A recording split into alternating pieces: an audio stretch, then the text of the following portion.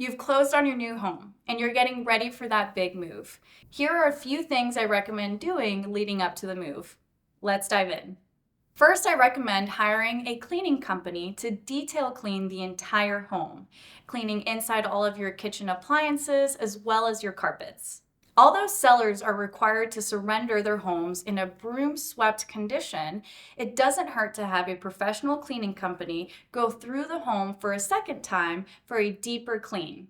And if a fresh coat of paint is on your to-do list, tackle it before moving in and keep a can handy for any touch-ups you might need later on. If you plan on redoing floors, I also recommend doing them before moving in. It's a hassle living in a home with ripped up floors.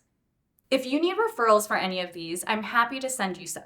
You will also need to notify the post office of any address changes, your bank information, insurance policies, and any automatic subscriptions you might have.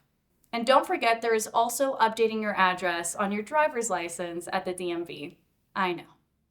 For utilities, you don't have to worry about transferring the water into your name. The title company does this for you at closing. You're only responsible for setting up your own electricity, internet, and gas. If you're curious to know what those are, reach out to your real estate agent. If you have pets, consider moving them to a daycare the day of moving. You'll appreciate the peace of mind. I tell all of my buyers to prepare an open first box with essentials that they need for their first home, like bottled water, paper towels, toilet paper, bed covers, utensils, and more. Last but not least, change your locks and change your garage codes. It's a small but important step for added security. If you found this video helpful, don't forget to give it a thumbs up and subscribe to my channel.